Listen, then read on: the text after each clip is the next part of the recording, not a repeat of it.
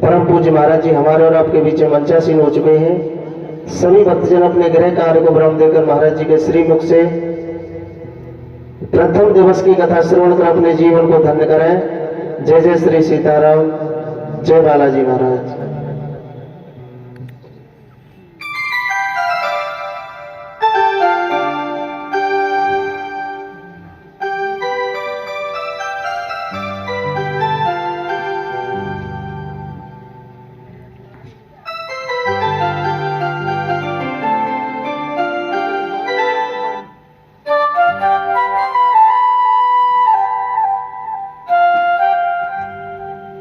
उपस्थित सभी श्रद्धालुगण यथास्थान पर खड़े होकर के बड़े प्रेम से रामायण जी की आरती का गान करेंगे। सभी भक्तजन पंडाल में उपस्थित अपने यथास्थान पर खड़े हो जाएं।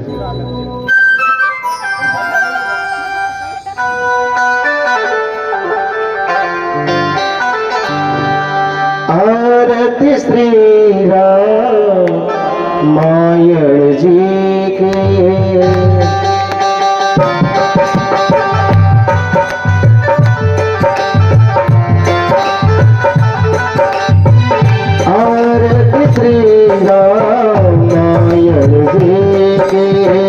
भारत श्री रामायण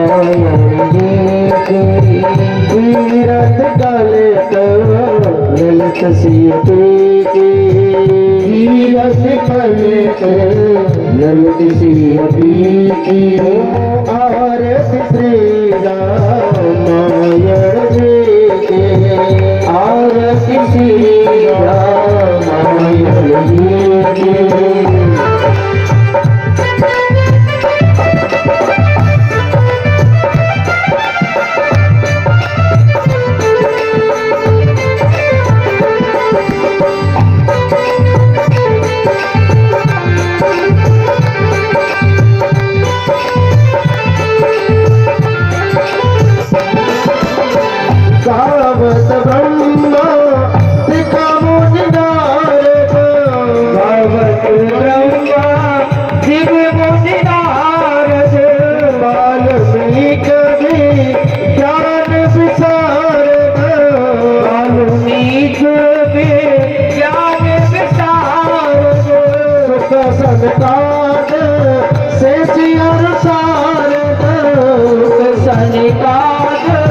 शेष अनुसार पवन सुत कीरत लेके।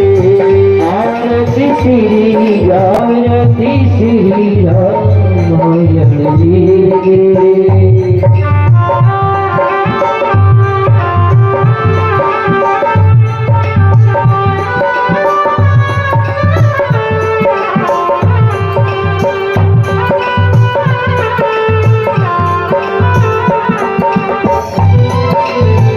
गावत वेद पुराण अष्टदश। गावत वेद पुराण अष्टदश। छो शास्त्र सब ग्रंथन को रस। छो शास्त्र सब ग्रंथन को रस। मुनि जन धन संतन को सर्वस। मुनि धन जन संतन को सर्वस। सार असर सम्मत सब एकी। आरती श्री राम मायड़ जी की। कीरत ललित ललित सिय पेकी। आरती श्री राम मायड़ जी की।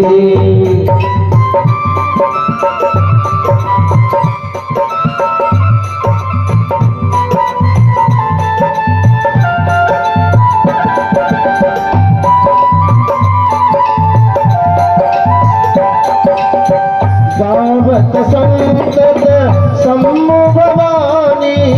गावत संतत सम्मु भवानी। अरुगत संभव मुनि विज्ञानी। हरिभट संभव मुनि विज्ञानी। व्यास आदि कवि वर्ज बखानी। व्यास आदि कर वर्ज बखानी। कागभ सोन करुण के हिय के। आरती श्री राम मायड़ जी की। कीरत ललित ललित सिय पेकी। आरती श्री राम मायड़ जी की।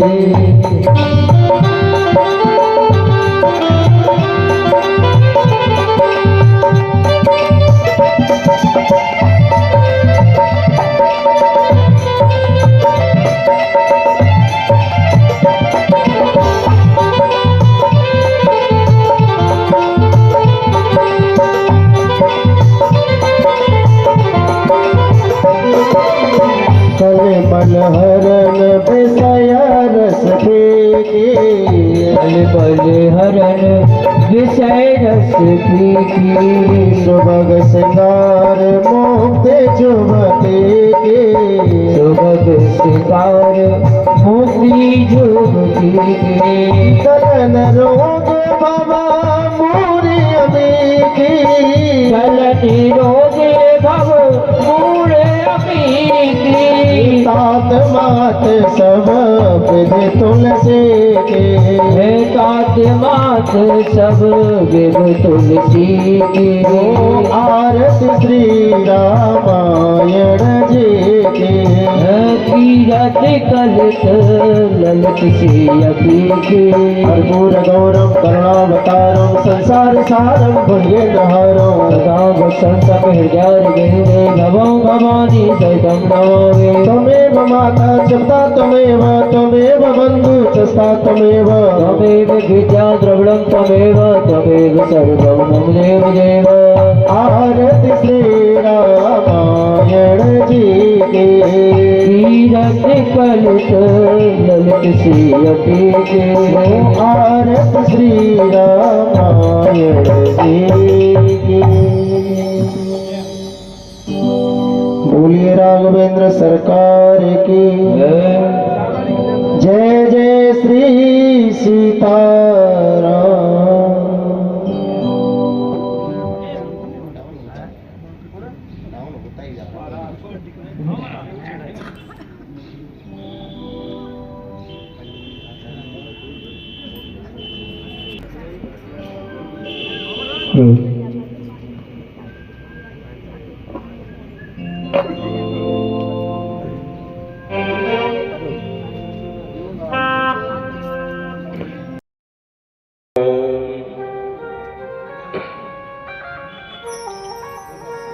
उदरं परमसुन्दरमैकदन्ताम् रक्ताम्बरं त्रिनयनं परमं पवित्रम्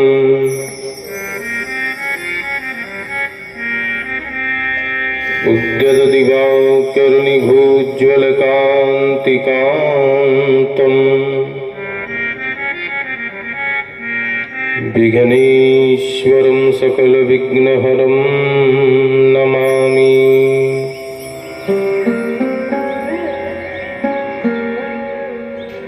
ध्येयं सदा परिभवग्नमभीष्टदोहम् तीर्थास्पदं शिवविरञ्चिनुतं शरण्यम्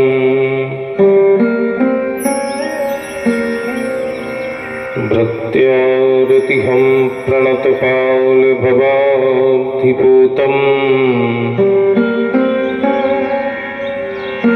वन्दे महापुरुषते चरणारविन्दम्।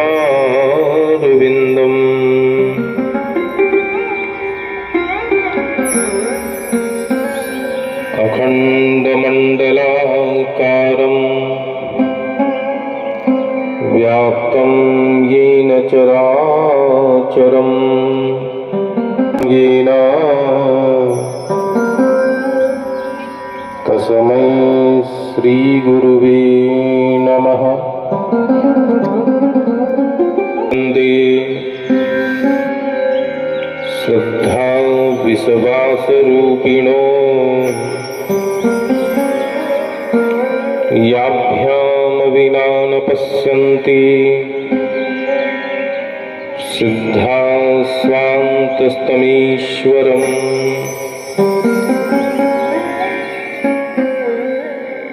वेदैः सहितं सुरद्रुमतले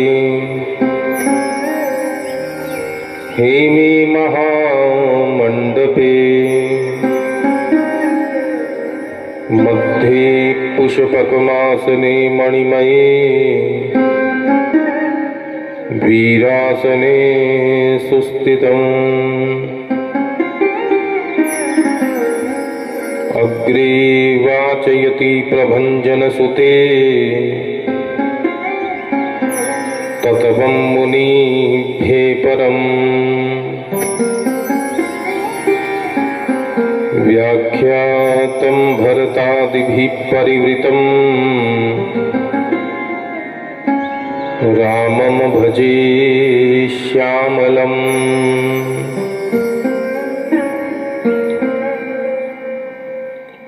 सिया मांडवी उर्मिला श्रुतिकीरतिबरवाम चारु सुवन चारहु रत्न तुलसी करत प्रणाम।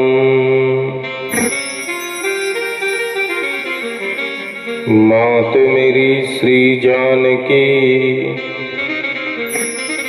पिता मेरे रघुनाथ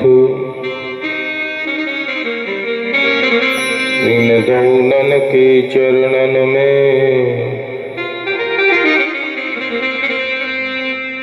मेरो बारंबार प्रणाम।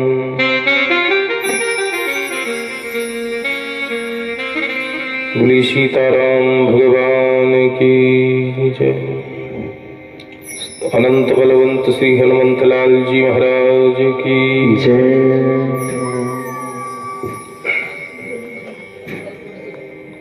अखंड ब्रह्मांड के अधीश्वर अकारण करुणा वर्णालय भक्त वांछा कल्पतरु राजीव लोचन भक्तवत्सल शरणागत वत्सल भगवान श्री राघवेंद्र सरकार के श्री चरणों में कोटि कोटि वंदन, कोटि कोटि प्रणाम। प्रातः स्मरणीय परम पूज्य श्री सद्गुरुदेव भगवान के श्री चरणों में वंदन। पांच भौतिक देह की रचयिता अपने माता पिता के श्री चरणों में प्रणाम। ग्राम देवता, स्थान देवता और सत्य सनातन शाश्वत हिंदू धर्म के अनुसार सभी देवी देवताओं के चरणों में बारंबार नमन। संत असंत खल दुष्ट भूत प्रीत पिशाच गंधर्व वैताल आदि सभी को भी प्रणाम नमन। भगवान श्री राम की परम मंगलमय परम पावनी श्री राम कथा के परम रसिकाचार्य भगवान भोलेनाथ के श्री चरणों में कोटि कोटि वंदन करते हैं। इसी परम मंगलमय पावन कथा के द्वितीय रसिकाचार्य श्री हनुमंत लाल जी महाराज के श्री चरणों में प्रणाम करते हैं। श्री रामायण के परम रसिकाचार्य भगवान वाल्मीकि के चरणों में भी नमन करते हैं। रामचरितमानस जैसा पवित्र ग्रंथ प्रदान कर जगत को अनुग्रहित करने वाले भक्तों के लिए कल्पतरु को प्रकट करने वाले गोस्वामी तुलसीदास जी महाराज के श्री चरणों में भी नमन करते हैं।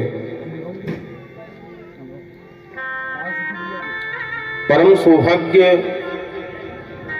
और बड़े भाग्य से भगवान की अनंत लीलाओं को श्रवण करने का, भगवान के कथाओं को रसास्वादन करने का अवसर प्राप्त होता है, जहां से वाणी को बोलने की शक्ति प्राप्त होती है, जो सृष्टि के लय की अर्थात उत्पत्ति की, पालन की और संहार की देवी है, जिनके इशारे पर पूरी सृष्टि चलती है। ऐसी भगवान श्री राम की आह्लादिनी शक्ति परम मंगलमय, जिनके चरण रज को पाने के लिए अनेक संत महात्मा देवी देवता जिनकी उपासना करते हुए, जिनकी प्रशंसा रूप में स्तुति करते हुए, गान करते हुए नहीं थकते, ऐसे श्री राम वल्लभा श्री जानकी जी के श्री चरणों में भी कोटि कोटि वंदन करते हैं।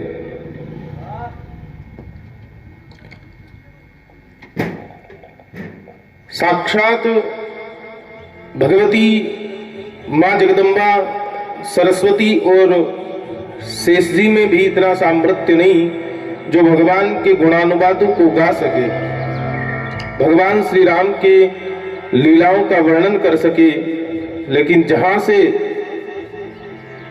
हमें ये शक्ति प्रदान होती है, उन्हें भी जहां से शक्ति प्रदान होती है, ऐसे भगवान श्री राघवेंद्र सरकार के श्री चरणों का ध्यान करते हुए उनके नाम का गुणगान करते हैं।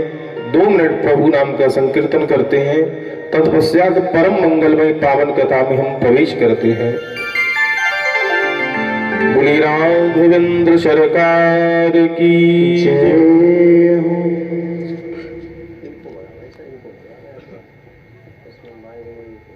श्री राम जय राम, जय जय राम।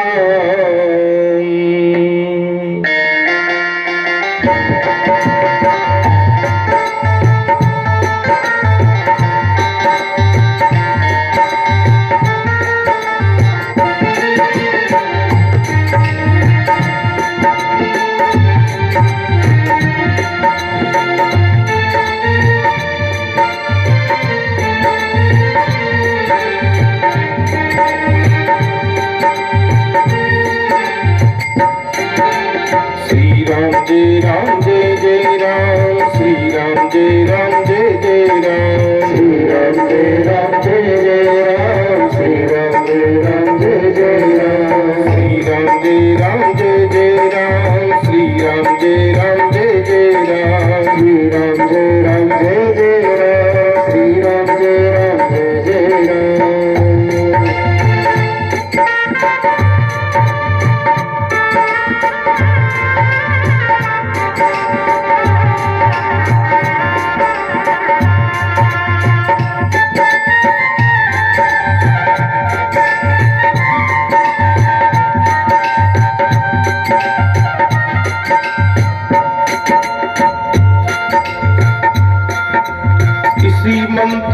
मनु राजा ने राम रूप का ध्यान किया। इसी रूप से मनु राजा ने राम का रूप का ध्यान किया। इसी मंत्र से महादेव ने हलाहल का पान किया। इसी मंत्र से महादेव ने हलाहल का पान किया। भारत की त्रैलोक पावनी हो, भारत की त्रैलोक पावनी है वीणा का तार यही। श्री राम जय राम जय जय राम, श्री राम जय राम जय जय राम, श्री राम जय राम जय जय राम, श्री राम जय राम जय जय राम, श्री राम जय राम जय जय राम, श्री राम जय राम जय जय राम, श्री राम जय राम जय जय राम, श्री राम जय राम जय जय राम।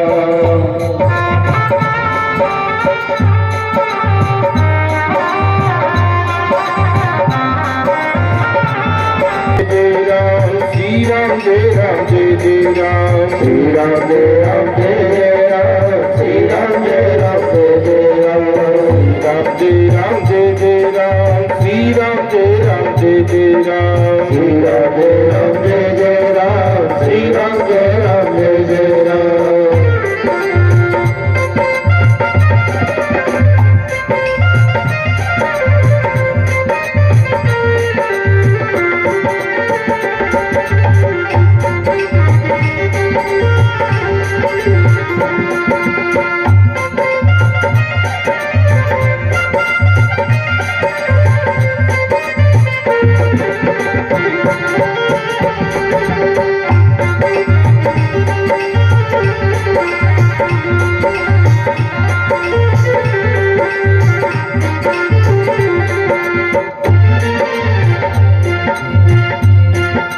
घर से दिया निकाल लाल को वन में विपत्ति भी माता, घर से दिया निकाल लाल को वन में विपत्ति भी माया।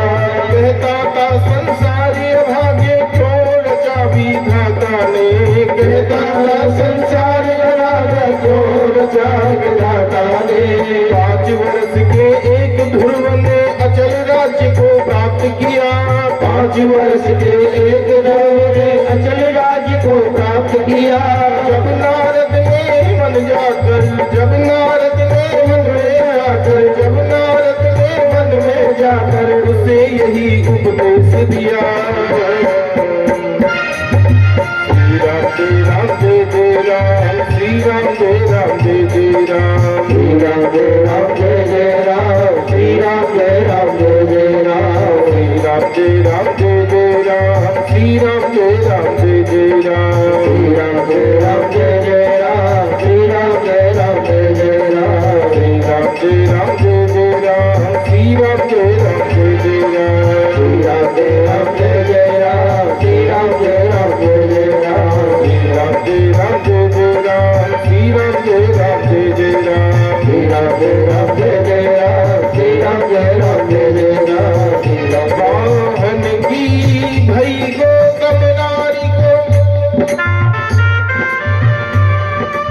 पायन धूरी से चेत करायो, बालक के तब सो तिरीछ के धाम अडोल दियो मन भायो। श्री राम जय राम जय जय राम, श्री राम जय राम जय जय राम। आपन नाम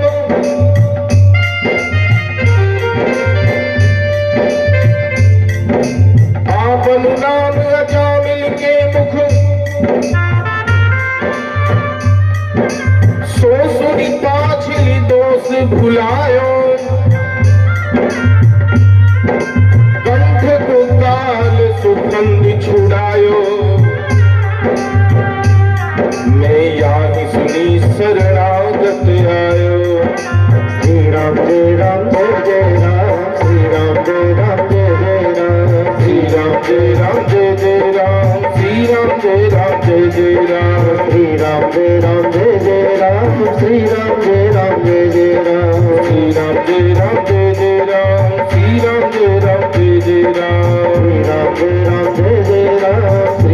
जय राम जय जय राम, श्री राम जय राम जय जय राम, श्री राम जय राम जय जय राम, श्री राम जय राम जय जय राम, श्री राम जय राम जय जय राम, श्री राम जय राम जय जय राम, श्री राम जय राम जय जय राम, श्री राम जय जय राम। हाथी भर्यो नरसी को निरालो,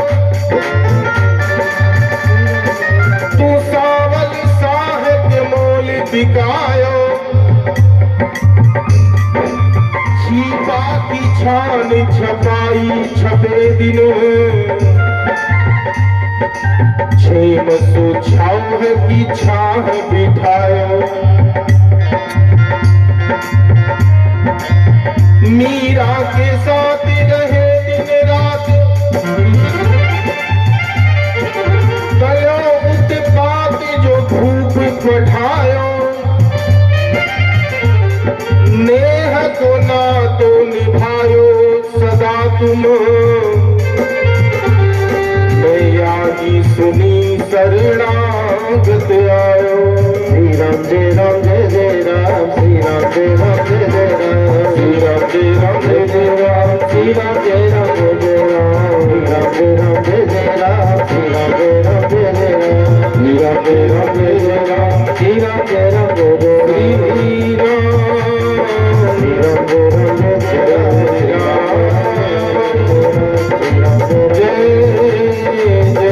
जय जय बोले सीताराम भगवान की जय। भाग्योदयेन बहुजन्म समृद्धितेन सत्संगमं च लभते पुरुषो यदा दे। संत महापुरुषों और हमारे जो शास्त्र हैं वो कहते हैं कि जो अनेक जन्मों के भाग्य उदय होते हैं तब जाकर के भगवान की शरणागति मिलती है, तब जाकर के सत्संग सुनने को मिलता है, तब जाकर के भगवान की कथा सुनने को प्राप्त होती है। और कथा अगर भगवान राम की हो, क्योंकि कृष्ण कथा में तो रस है, लेकिन राम कथा में क्या है?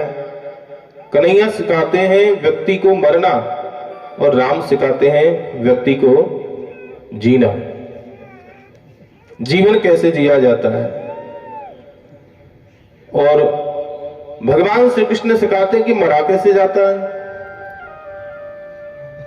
अब जिसको जीना ही नहीं आएगा वो मरना क्या सीखेगा। कहते हैं संसार सागर है और सागर के अंदर, सागर में और संसार में एक समानता है।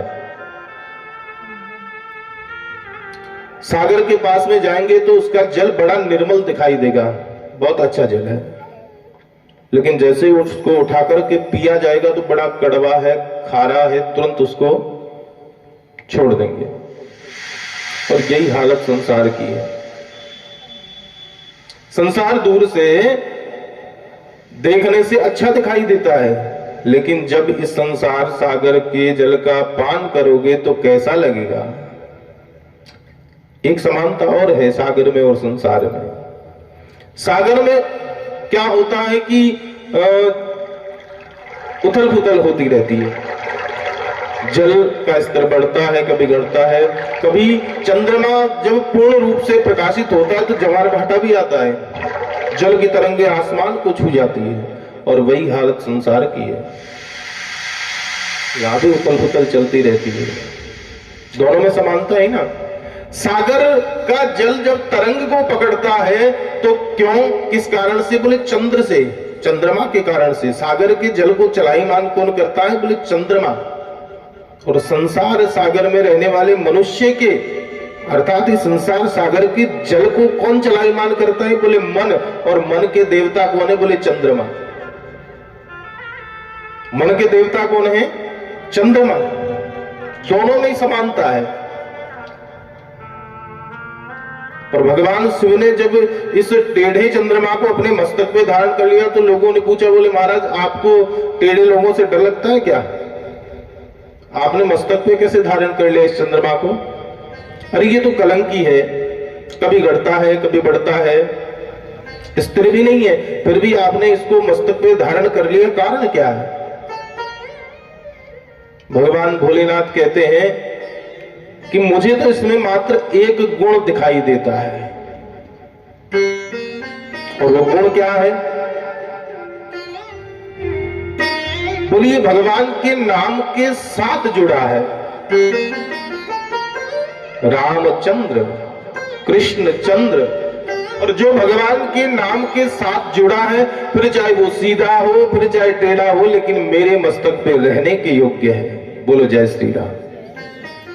जो भगवान के नाम के साथ जुड़ गया, फिर भले ही वो सीधा हो कि टेढ़ा हो, लेकिन भगवान भोलेनाथ कहते हैं मैं उसको मस्तक पे बैठा करके रखता हूं।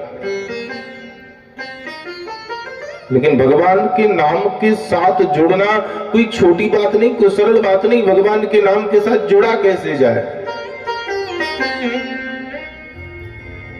और दुनिया, संसार ऐसा है महाराज, बिना स्वार्थ के कोई कार्य नहीं होता। कस्य माता कस्य पिता कस्य भार्या सहोदरा अर्थकालीन सर्वसंबंध का कस्य परिवेदना। लोगों ने कोरोना में देखा कि कौन माता है, कौन पिता है, कौन भैया है, किसी का कोई नहीं था, नहीं था ना।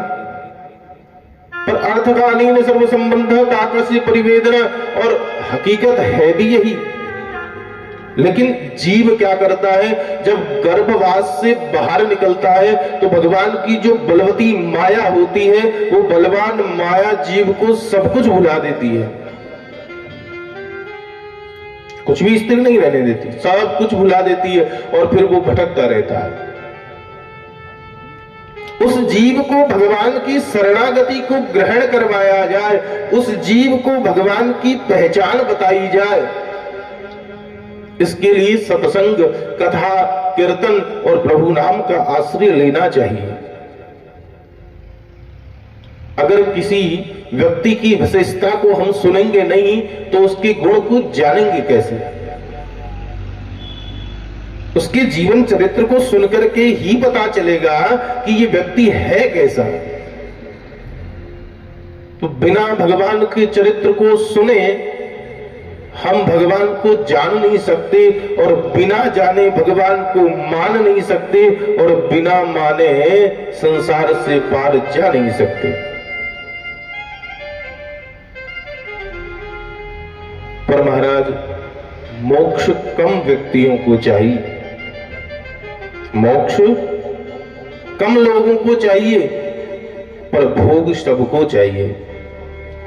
अगर भगवान के पास जाते भी हैं तो मांगते हैं बेटा हो जाए, पोता हो जाए, गाड़ी हो जाए, बंगला बन जाए, लेकिन कोई भगवान से ये नहीं मांगता कि तुम मेरे बन जाओ। कोई नहीं कहता। ये जो भौतिक चीजें जो है वो तो स्वयं के भाग्य से ऐसे ही प्राप्त हो जाएगी, लेकिन भगवान को प्राप्त करना कठिन है। सर्वप्रथम मनुष्य देह को धारण करना, मनुष्य का जन्म मिलना कठिन है। जन्म मिल गया तो वो भी मिलने के बाद भक्त बनना, ब्राह्मण बनना कठिन है। वो भी बन गया तो फिर उस भक्तत्व को, ब्राह्मणत्व को बनाए रखना कठिन है। और अगर वो भी बना लिया तो भगवान की शरणागति ग्रहण करना कठिन है। अगर शरणागति को भी ग्रहण कर लिया तो ठाकुर तक पहुंचना बहुत कठिन है। भगवान तक पहुंचना बहुत कठिन है। लेकिन संतों ने, विद्वानों ने जीव को भगवान तक पहुंचने का रास्ता दिखाया है। जगह जगह संत विद्वान हैं, वो हाथ में मसाल लेकर के इस अंधेरे रास्ते के ऊपर प्रकाश करते हैं, ताकि इस जीव को किसी प्रकार का कष्ट ना हो और ये भगवत धाम तक पहुंचे, भगवान की शरणागति तक पहुंचे। आइए प्रवेश करते हैं हम भगवान के इस पावन मंगलमय गंगा में। भगवान वाल्मीकि भगवान कहते हैं कि मैं व्यक्ति के दोषों को नहीं देखता, मैं मात्र ये देखता हूं कि इसमें गुण क्या है। जैसे भगवान भोलेनाथ ने गुण देखा चंद्रमा का कि गुण क्या है, दोष नहीं देखे। तो भगवान भी यही कहते हैं कि मैं दोष नहीं देखता, मैं तो ये देखता हूं कि गुण क्या है। और जब ठाकुर जी को भगवान नारायण को लगा कि वाल्मीकि में गुण है,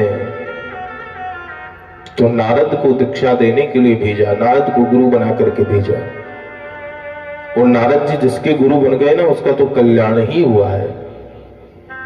प्रहलाद के गुरु कौन बने? नारद जी। कौन मिले? बोले नरसिंह मिले ना। ध्रुव के गुरु कौन बने? बोले नारद जी। कौन मिले? बोले श्री हरि। पार्वती के गुरु कौन बने? बोले नारद जी। कौन मिले? बोले भोलेनाथ। है कि नहीं? नारद का अर्थ क्या है? जिसकी बात को कोई रद्द ना कर सके वो नारद। हाँ, इधर उधर करने वाला नारद नहीं होता। जिसकी बात को कोई रद्द ना कर सके वो नारद। और नारद का एक महत्व और भी है। नारद जी क्या करते हैं कि यथास्थिति से अवगत करवाते हैं। जैसे आईना व्यक्ति के चेहरे को दिखा करके बताता है कि तू कैसा है, आईना वैसा ही बताएगा, दर्पण वैसा ही बताएगा जैसा व्यक्ति होगा। और नारद जी की भी यही विशेषता है कि वो उस व्यक्ति के गुण को, दोष को उसके सामने ही कह चलेंगे। भगवान नारायण ने महर्षि वाल्मीकि को मंत्र दिया।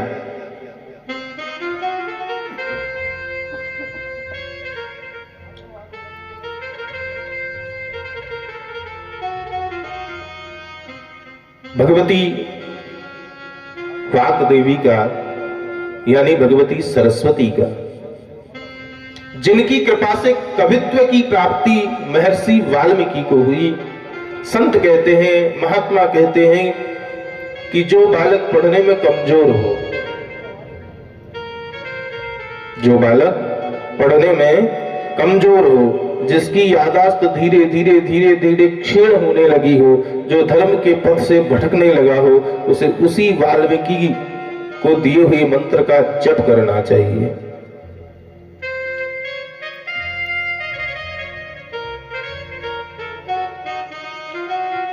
महर्षि वाल्मीकि को कवित्व की प्राप्ति हुई और उन्होंने रामायण की रचना की।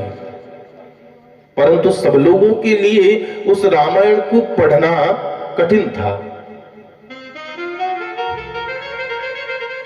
तो संत कहते हैं उन्हीं महर्षि वाल्मीकि का द्वितीय जन्म हुआ गोस्वामी तुलसीदास जी के रूप में, और उनके द्वारा उस रामायण का सरलीकरण किया गया और जिसको कहा जाता है श्री राम चरित्र मानस। रामायण में भगवान तक पहुंचने के लिए 7 सीढ़ियां बनाई है। कितनी सीढ़ी है? 7। ठाकुर जी तक पहुंचने के लिए यम, नियम, आसन, प्राणायाम, ध्यान, धारणा और समाधि। ये 7 सीढ़ियां हैं जो वाल्मीकि ऋषि की बनाई हुई, रची हुई इस ग्रंथ में भगवान तक पहुंचने का मार्ग है। पर गोस्वामी तुलसीदास ने तो 3 सीढ़ियों में ही भगवान तक पहुंचा दिया। कितनी सीढ़ियां? 3। 7वीं चढ़ने की आवश्यकता नहीं। और तीसरा नहीं, तीसरी पे तो ठाकुर जी स्वयं खड़े हैं, चढ़ना तो 2 ही सीढ़ी है। नाम क्या है? बोले रामचरित्र मानस। पहली सीढ़ी है मानस। अपने मानस को सुधारो, अपने मन की स्थिति को सुधारो, तो दूसरी सीढ़ी पे पहुंचने का मार्ग मिल जाएगा, आपका चरित्र सुधर जाएगा। जब मानस सुधरेगा, मन की स्थिति सुधरेगी, तो आपका चरित्र सुधरेगा। और जब चरित्र सुधर जाएगा, दूसरी सीढ़ी पे आप पहुंच जाओगे। तो तीसरी सीढ़ी पे कौन खड़े हैं? भगवान राम। निर्मल मन जन सो मोहि पावा, निर्मल मन जन सो मोहि पावा, मोहि कपट छले चित्त न भावा। श्री राम जय राम जय जय राम, श्री राम जय राम जय जय राम। भाव कुभाव अनख आलस हूँ, नाम जपत मंगल दिसि दस। भाव कुभाव अनख आलस हूँ, नाम जपत मंगल दिसि दस। राम जय राम जय जय राम, श्री राम जय राम जय जय राम, श्री राम जय राम जय जय राम, श्री राम जय राम जय जय राम। निर्मल मन जन सो मोहि पावा, मोहि कपट छल छिद्र न भावा। अगर मन निर्मल है, किसी के प्रति द्वेष नहीं है, मन निर्मल कैसे होता है पता है? मन को निर्मल करने के लिए एक साबुन आता है बाजार में। मन को निर्मल करने के लिए तो आता ही है, लेकिन मन को निर्मल करने के लिए भी आता है। लेकिन हम लोग क्या करते हैं कि उस साबुन से दूरी बना लेते हैं। गोस्वामी जी कहते हैं कि निंदक नियरे राखिए, आंगन कुटी छवाई, बिन पानी साबुन बिना, तेरो निर्मल करे सुहा। अपनी बुराई करने वाला जो हो ना, उसको पास में रखना चाहिए, दूरी नहीं बनानी चाहिए, पास में रखो। उससे हमें पता चलेगा कि हम में कमी क्या है, और जब उस कमी का पता चलेगा तो हम उसको सुधारने का प्रयास करेंगे। उसको जब सुधारेंगे तो कौन सुधरेगा? बोले मानस। उस कमी को सुधारेंगे तो कौन सुधरेगा? बोले मानस। और जब मानस सुधरेगा तो अपने आप सुधर जाएगा चरित्र, और जब चरित्र सुधरेगा तो तीसरी सीढ़ी पे राम जी खड़े हाथ पकड़ के बुला लेंगे, आ जा। बोलो जय श्री राम। बाबा गोस्वामी तुलसीदास जी लिखते हैं कि वर्णानाम अर्थ संगानाम रसानाम छंदसामपि, मंगलानाम च कर्तारौ वंदे वाणी विनायको। गोस्वामी जी लिखते हैं वर्णानाम अर्थ संगानाम रसानाम छंदसामपि, मंगलानाम च कर्तारो वंदे वाणी विनायको। लेकिन महर्षि वाल्मीकि लिखते हैं कि तपः स्वाध्याय निरतम तपस्विना वाग विदाम्बरः। वाल्मीकि जी कहते तप करो, और केवल तप से काम नहीं चलेगा, क्योंकि व्यक्ति जब तप करेगा, थोड़ा सा प्रभाव बढ़ेगा तो अहंकार उत्पन्न होगा। क्या होगा? अहंकार। तो उस अहंकार को नष्ट करने के लिए क्या करो? बोले दूसरी सीढ़ी तैयार खड़ी है। बोले तपः, तप के बाद बोले स्वाध्याय पढ़ो। क्या पढ़ो? बोले ग्रंथों को पढ़ो, शास्त्रों को पढ़ो, उपनिषदों को पढ़ो, पुराणों को पढ़ो। एक बार पढ़ने से काम चल जाएगा? बोले नहीं। तपः स्वाध्याय निरतम, रोजाना तपः स्वाध्याय निरतम तपस्विना वाग विदाम्बर। और जो तपस्वी नित्य शास्त्रों का अध्ययन करता है, फिर तप करता है, तो उसकी वाणी क्या हो जाती है? बोले सिद्ध। वाणी क्या हो जाती है? सिद्ध। उसकी वाणी पे आकर के कौन बैठता है? बोले भगवती सरस्वती। और यही बात गोस्वामी जी भी कह रहे हैं कि वर्णानाम तसंगानाम रसानाम छंदसामपि वर्ण, वर्ण के जो देवता है, जो जिन वर्णों का अर्थ निकलता है उस अर्थ के जो देवता है,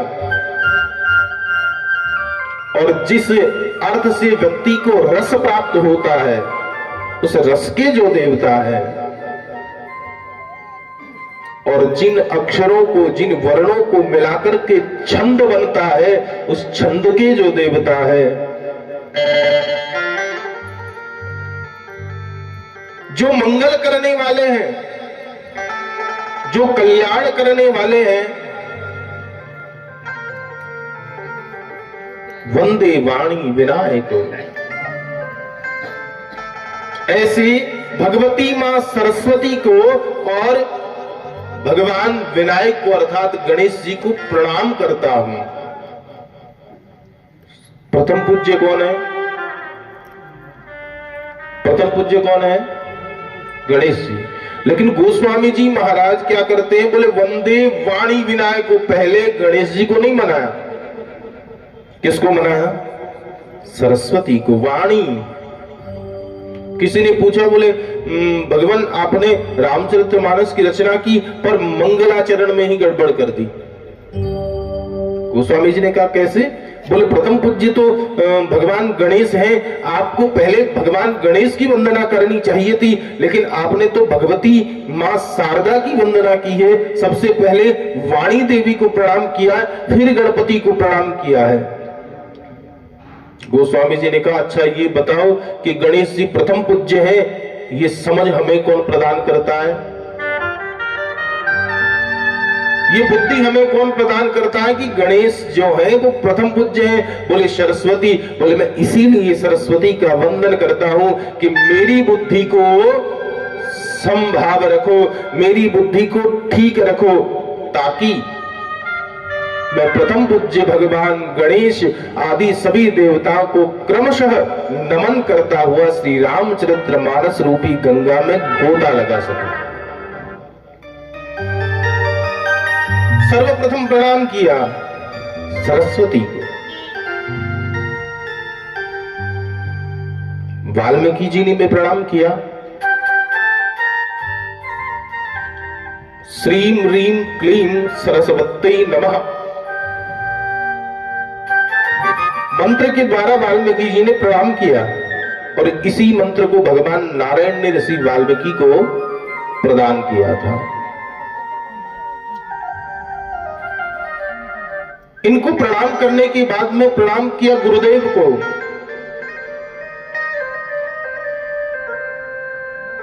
गुरुदेव को प्रणाम किया। और गुरु कैसे? बोले भगवान भोलेनाथ और मां पार्वती जैसे।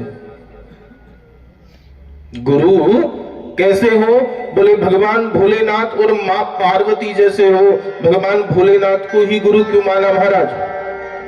क्योंकि भगवान भोलेनाथ तो सहार के देवता हैं, सहार करता है।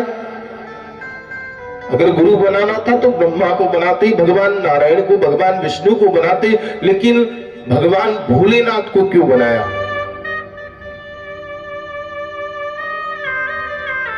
कि भवानी शंकर वंदे श्रद्धा विश्वास रूपिणो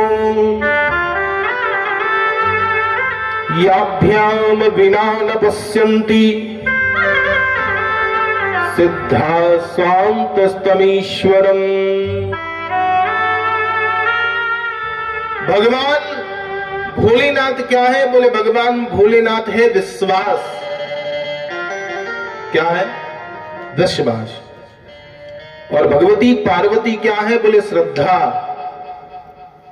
भगवती पार्वती क्या है? बोले श्रद्धा। और जिस गुरु के पास में विश्वास और श्रद्धा नहीं, जो गुरु अपने शिष्य को विश्वास और श्रद्धा नहीं दे सके, फिर वो गुरु नहीं है, फिर वो गुरु नहीं है, क्योंकि बिनु विश्वास भक्ति नहीं, और ते ही बिनु द्रवहीन राम, और राम कृपा बिन सपनहु जीवन लई विश्राम। बिना विश्वास के क्या नहीं हो सकता? बोले भक्ति नहीं हो सकती, और बिना भक्ति के राम जी नहीं मिल सकते, और राम जी मिले बगैर विश्राम नहीं होता। चलते रहो 84 लाख योनियों में भटकते रहो। बोलो जय श्री राम। प्रलय के देवता है, सहार के देवता है भगवान भोलेनाथ। बोले जब भी शिष्य के मन में, जब भी शिष्य के मन में इस संसार रूपी सागर की तरंगे उठने लगे, उस समय उन तरंगों को अगर कोई शांत कर सकता है तो वो कौन है? बोले भगवान भोलेनाथ। जब भी संसार रूपी सागर का विष उस शिष्य को अपनी ओर आकृष्ट करने लगे, तो विष पान करने का सामर्थ्य किसमें है? भगवान भोलेनाथ में। इसलिए वंदन किया किसका? बोले गुरु स्वरूप भगवान भोलेनाथ का वंदन किया। याभ्याम विना न पश्यन्ति। रामचरितमानस रामायण कहां से प्राप्त होती है, कहां से प्रारंभ होती है? बोले स्वांतस्तमीश्वरम। कहां से प्रारंभ हुई? स्वांतस्तमीश्वरम। खुद के मन को शांति प्रदान करने के लिए मानसिक उथल पुथल जो चलती है, इस मानसिक समुद्र में, इस संसार रूपी समुद्र में जो जवार भाटे आते हैं, उनको शांत करने के लिए किसका स्वाध्याय करना चाहिए, किसको पढ़ना चाहिए? बोले मानस को, रामायण को।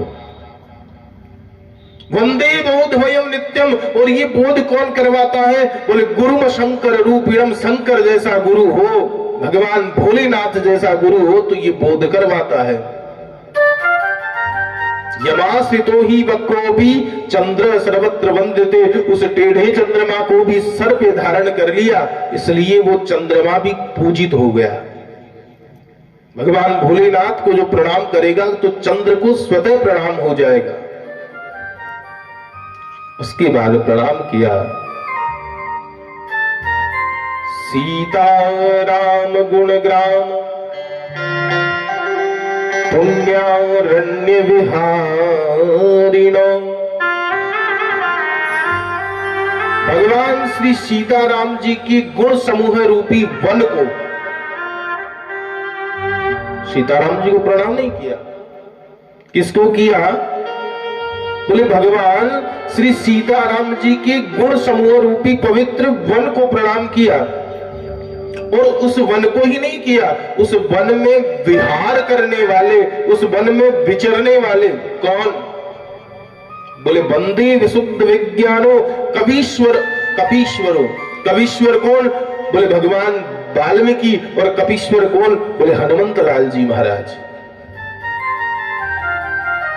भगवान राम के गुणानुवाद का जो वन है, इसमें विचरण करने वाले भक्त राज कौन है? हनुमंत लाल जी महाराज। उनको प्रणाम किया। इस वन में विचरण करने वाले भक्तराज भगवान वाल्मीकि को प्रणाम किया। और उसके बाद प्रणाम की बारी आती है उद्भव स्तति सहार कारिणी क्लेश हारिणी। जो उत्पन्न करने का कारण है, जिसकी कृपा से सृष्टि उत्पन्न होती है, जिसका ध्यान भगवान नारायण योग निद्रा में किया करते हैं। जब मधु कैटभ जैसे राक्षस उत्पन्न हो गए, जिनसे युद्ध करते करते कई वर्ष व्यतीत हो गए, पर वो जब मरे नहीं, तो भगवान नारायण ने किसका स्मरण किया? वो कौन सी शक्ति थी? तो उद्भव स्तति सहार कारिणी, वही शक्ति जो उत्पन्न करने वाली है, जो सहार करने वाली है। और सबसे बढ़िया गुण क्या है? बोले क्लेश हारिणी। जो इनकी शरण को ग्रहण कर लेता है, जो इनके शरणागत हो जाता है, उसका क्लेश खत्म हो जाता है, उसका झगड़ा खत्म हो जाता है। सर्वश्रेष्ठ करीम कौन है वो शक्ति? जो अगर प्रसन्न हो जाए तो अनंत श्री प्रदान करती है, मानी लक्ष्मी भी प्रदान करती है। वो शक्ति कौन है जो लक्ष्मी को प्रदान करे? बोले सर्वश्रेष्ठ करीम न तो अहम प्रणाम करता हूं ऐसी शक्ति को। कौन शक्ति है? बोले न तो हम राम वल्लभाम, वो भगवान श्री राम की प्रिया है। भगवान श्री राम की प्रिया है जिनका नाम है सीता। गोस्वामी जी से पूछा भक्तों ने, बोले आपने ये उत्पन्न करती है, सहार करती है या क्लेश को हरती, ये सब देख करके इनको प्रणाम किया? बोले नहीं। अच्छा तो फिर ये श्री प्रदान करती है, लक्ष्मी प्रदान करती है, इसलिए प्रणाम किया? बोले बिल्कुल नहीं। क्यों प्रणाम किया है? अगले श्लोक में लिखा, कियन माया वसवृति विश्वमखिलम ब्रह्मादि देवासुरा यत सत्वादम रसेव भाति सकलम रजो यथा हेर भ्रमः। बोले जिनकी माया के वशीभूत होकर के कौन नाचता है? पूरा जग। किसकी माया? भगवान की माया, भगवान नारायण की माया, भगवान श्री राम की माया। किन माया वसव्रति विश्वमखिलम ब्रह्मादि देवासुरा, ब्रह्मा और अन्य देवता असुर सबके सब जिसकी माया की वशीभूत रहते हैं, संपूर्ण जगत जिनकी माया के वशीभूत रहता है। यत पाद पल्लवमेकमेव ही भवाम्बोधेसित तिरसागताम वंदेयम तम शेष कारण परम रावाख्यमीशम हरि। अर्थात जिनकी माया दुनिया को नचाती है, जो सारे संसार को नचाता है, उनको नचाने वाली जो शक्ति है उसको नमन किया है। कौन नचा सकती है भगवान को? चले श्री राम वृंदावन। ठाकुर जी वहां गोपियों के सामने नृत्य करते हैं। क्या करते हैं? गोपियों के सामने नृत्य करते हैं। इंद्रादि देवता जो है वो आकर के भगवान से कहते, बोले प्रभु आप पूरी दुनिया को नचाते हो और आप इन गोपियों के सामने नाचते हो। आपकी माया है वो सर्वत्र विद्यमान है, सबको वशीभूत करके रखती है, और आप जो है वो इन गोपियों के समक्ष नृत्य करते हो, नाचते हो। अरे आप तो वृंदावन के राजा हो। कन्हैया ने कहा बिल्कुल गलत बात है, वृंदावन का राजा मैं नहीं, वृंदावन का राजा जो है, वृंदावन की अधिष्ठात्री जो है वो तो श्री राधिका है। भगवान के पास में दो शक्तियां हैं, एक है माया और दूसरी है भक्ति। माया भक्त भगवान के पास में जाता है, जाकर के भगवान से कहता है कि हे प्रभु अपनी आशीर्वाद मुझे प्रदान करो, अपनी शक्ति मुझे प्रदान करो। भगवान कहते हैं मेरे पास दो शक्ति है, कौन सी चाहिए? जो चाहिए वो ले जा। पहली शक्ति है माया। भक्त ने कहा इसका गुण बताओ। गुण क्या है इसमें? बोले अगर इसको लेकर के गया तो तुझको नाचना पड़ेगा। दूसरी शक्ति क्या है? बोले भक्ति। इसका गुण क्या है? बोले अगर इसको लेकर के गया तो मुझको नाचना पड़ेगा। अगर इसको लेकर के गया तो मुझको नाचना पड़ेगा। कन्हैया कहते हैं वृंदावन की अधिष्ठात्री है श्री राधिका, और राधिका स्वरूप किसका है? बोले भक्ति का। इसलिए देवताओं में वृंदावन में नृत्य किया करता हूं। मैं राजा तो कहां का हूं? बोले द्वारिका का, वृंदावन का नहीं। तो कहते हैं कि जो समस्त दुनिया को नचाते हैं, उन भगवान को नचाने वाली भी जो शक्ति है वो कौन है? बोले जानकी।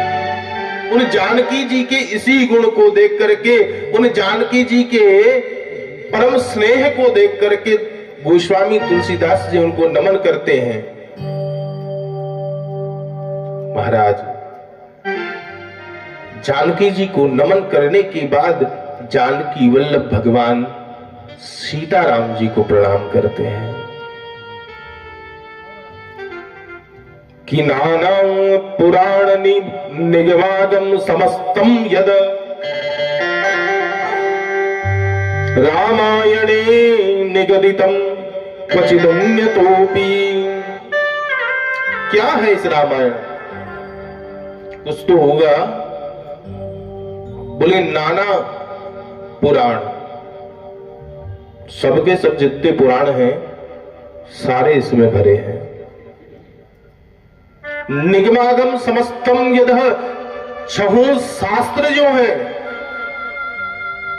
वो इसमें है, उपनिषदों का सार इसमें है, और इसमें और भी कुछ है। लिखा है ना कि रामायणी निगदितम क्वचिदन्यतोपि, अपि यानी भी, और भी कुछ है। क्या?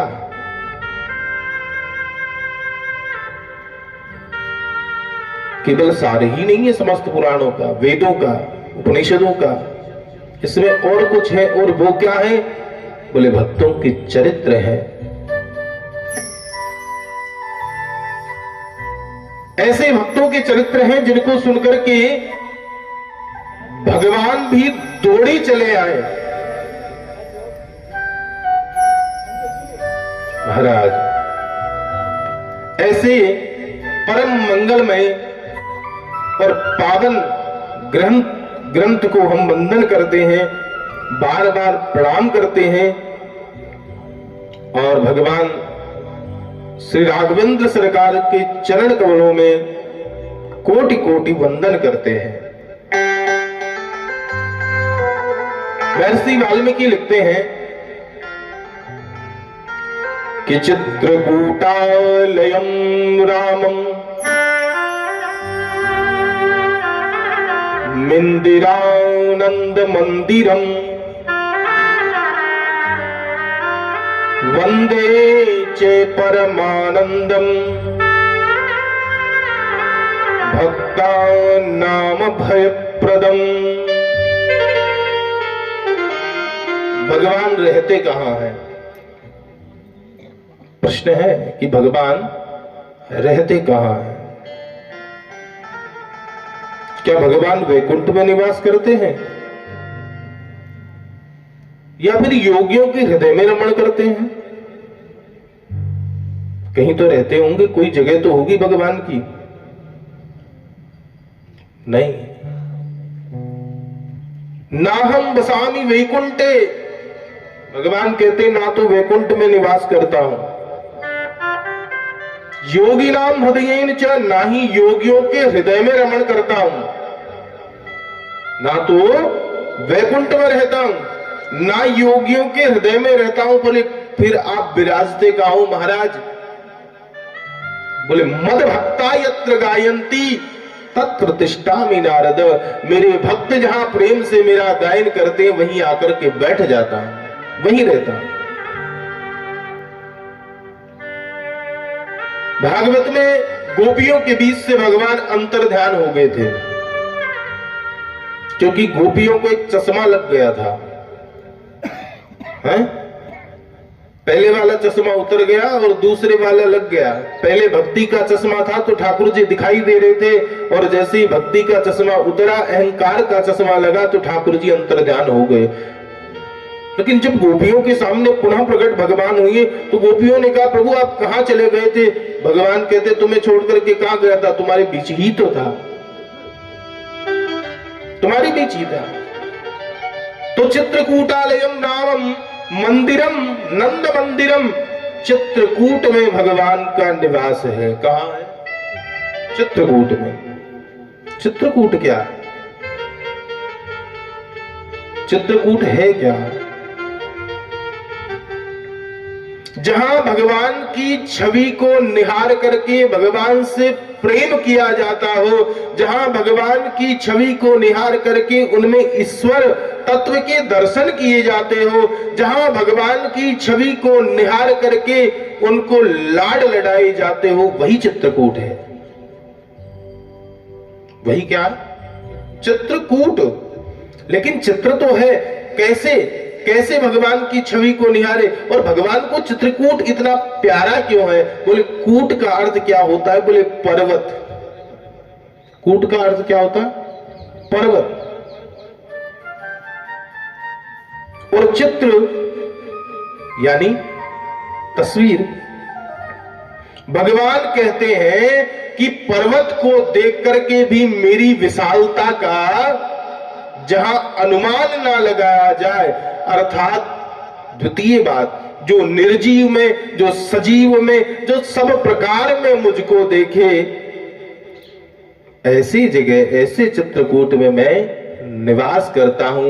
मैं अपना मंदिर बना लिया करता हूं। सिया राम में सब जग जानी, करहूं प्रणाम जोरि जुग पानी।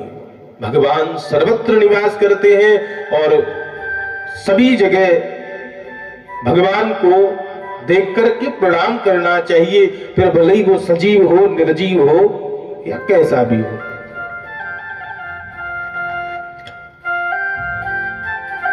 तुलसीदास जी महाराज जब चित्रकूट में निवास कर रहे थे, चित्रकूट में निवास कर रहे थे तुलसीदास जी महाराज, तो उस समय उनकी प्रबल इच्छा थी कि भगवान श्री राम के मुझे दर्शन हो। और जब भक्त की इच्छा होती है ना, जब भक्त की इच्छा होती है तो भगवान उसको निश्चित पूर्ण करते हैं।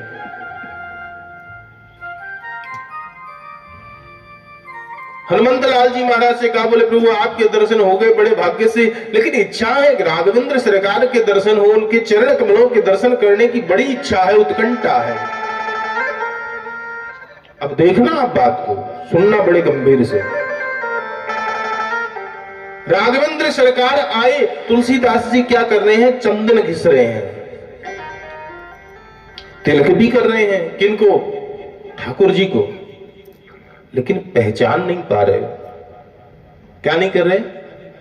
पहचान नहीं पा रहे हैं। अब भगवान की पहचान कौन बताए भाई?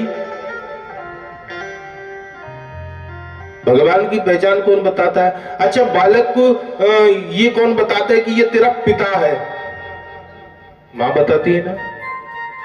बालक को मां ही तो कहती है, बेटा ये तेरा पिता है, ये तेरे दादा है, ये तेरे मामा है, ये चाचा है। मां ही बताती है सब कुछ। और मां बालक की प्रथम क्या होती है? गुरु होती है कि नहीं होती? तो इधर महाराज गोस्वामी तुलसीदास जी को भी गुरु की आवश्यकता पड़ गई। और गुरुओं के गुरु कौन है महाराज? बोले भगवान भोलेनाथ। गुरुओं के भी जो गुरु है श्रद्धा विश्वास रूपिणों, और उनके ही अंशावतार, उनके ही अवतार कौन है? बोले हनुमंत लाल जी महाराज। उन्होंने जब देखा तो बड़ा आश्चर्य हुआ, अरे ये क्या कर रहा है? तो तुरंत तोते का रूप बनाया। किसका बनाया? तोते का। और कहा, चित्रकूट के घाट पे भई संतन की भीड़, और तुलसीदास चंदन घिसे तिलक करे रघुवीर। जैसे ही सुना तो तुरंत पहचान गए कि ये तो भगवान है। चरणों में गिर गए तुलसीदास जी। और महाराज सुनो, हनुमंत लाल जी वहां क्या बने? तोता। और तोते का शिष्य क्या होता है? तोता। तोते का शिष्य क्या होता है? तोता ही होता है ना। तो गोस्वामी जी ने भी लिखा, राम राम रटते रहो। और रटंत विद्या कौन करता है? तोता ना। तो गोस्वामी जी ने भी लिखा, राम राम रटते रहो, जब लगी घट में प्राण। रटते जाओ, बार बार बार बार बार बार बोलते जाओ, बोलते जाओ। और देखो यहां भी तोता। द्वापर में चलो, द्वापर में चलो, भागवत परीक्षित को किसने सुनाई? तोते ने। क्यों भाई, यहां भी तोता और वहां भी तोता, ऐसे क्या? क्योंकि तोते ने जिस चीज को चोंच मार दी वो बड़ी मीठी होती है कि नहीं? अगर किसी फल को तोते ने चोंच मार दिया तो वो क्या हो जाता है? मीठा हो जाता है, उसका मिठास बढ़ जाता है। भागवत रूपी ग्रंथ को, भागवत रूपी फल को किसने चोंच मारी? बोले शुकाचार्य जी महाराज ने। तो रामायण रूपी ग्रंथ को किसने चोंच मारी? हनुमंत लाल जी महाराज ने। मीठा तो होना ही है।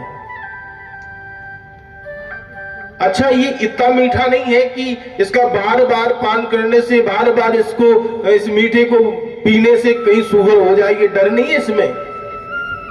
अगर दुनिया में रह करके मीठा खाओगे तो शुगर हो जाएगी, लेकिन ये इतना मीठा है, इतना मीठा है कि पूछो मत, फिर भी शुगर नहीं होगी।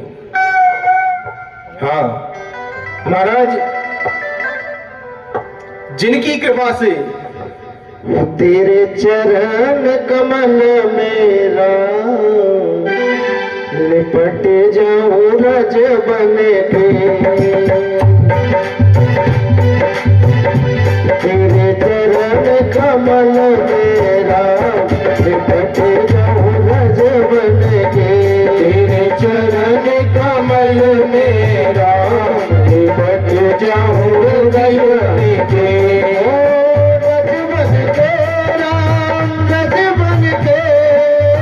रज बन के राम, रज बन के, रज बन के राम, रज बन के, रज बन के राम, रज बन के। तेरे चरण कमल मेरा लिपट जाऊं रज बन के, तेरे चरण कमल मेरा लिपट जाऊं रज बन के।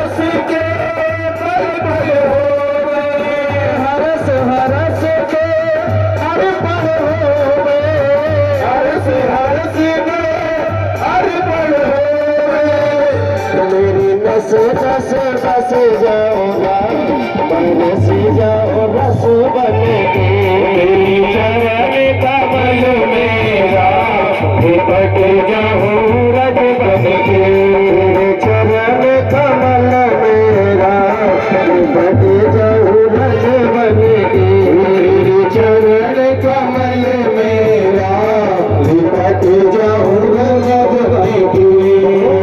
रज बन के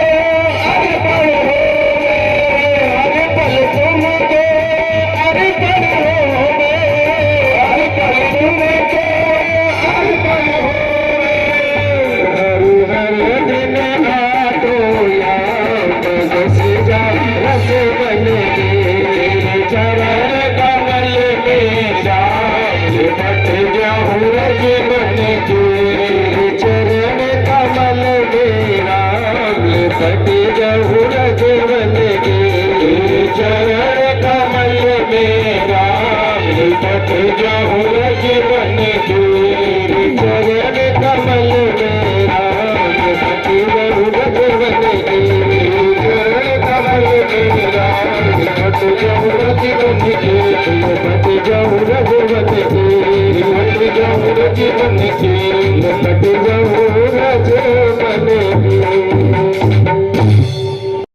YouTube channel Yogesh Film Studio Ringwal, mobile number 7851862597।